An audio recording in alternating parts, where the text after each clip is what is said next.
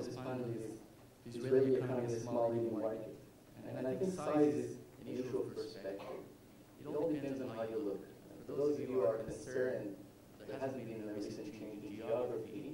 Israel is not yet the size of China, but according to the World Map of Innovation, this was published by John Kao, which is one of the world experts on large-scale innovation, in the Harvard Business Review, you can see how much Israel does matter. And maybe small in size and small in GDP or any other parameter you would choose, but as far as innovation is concerned, it can certainly be included in a very prestigious club that includes only a small number of countries. I'll get back to that slide in a minute, because obviously it's a snapshot. These are moving targets.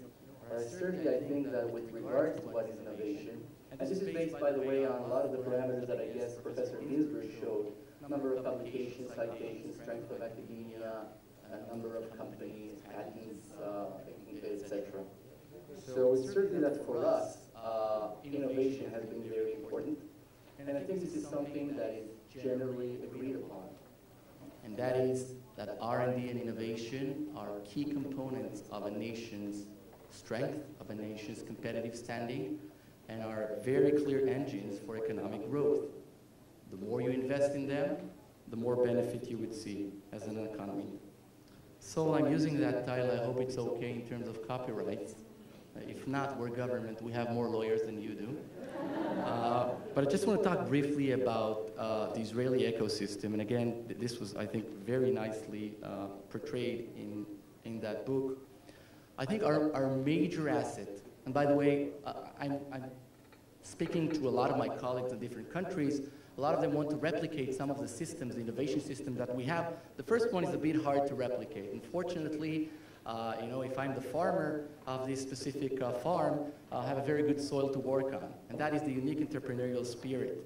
Very high-skilled human capital. That does need some nurturing. The most big asset, and Professor Ginsberg talked about that, I think, is really the dynamic, flexible, bottom-up approach of running business. We're not the best top-down country. I'm not proud of that, but it's reality. But I think we're one of the best in identifying threats, and we're agile enough to adjust and to change in order to meet those tackles. And therefore, a lot of our political constraints, strategic constraints, and economic constraints actually turn into our advantage. So for example, we are a globalized industry by definition because we don't have a local market, because we cannot drive to our customers as we would have done if our company would have started in Boston or even in other markets.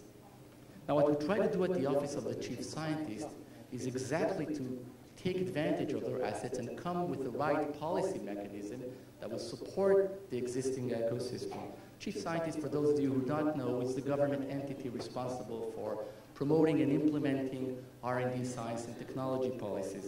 I'll just say a few words about that. But basically what we try to do is, first of all, talk to our customers all the time. And our customer in this case is the ecosystem, mostly the industry, but not only the industry. And we try to come up with a multi-program framework. It's never one program.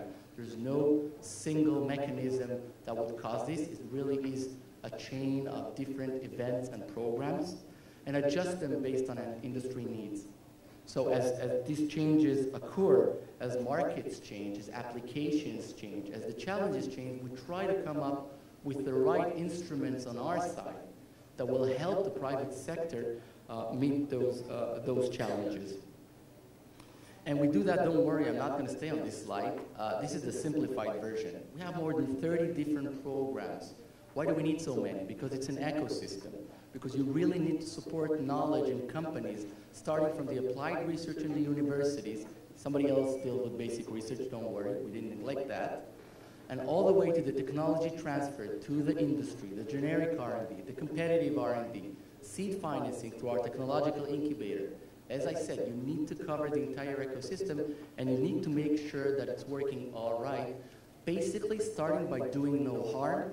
And this is a very important thing, I think, for a government. But it doesn't mean that we don't have a role. We have a lot to do. And again, I will not go bullet by bullet.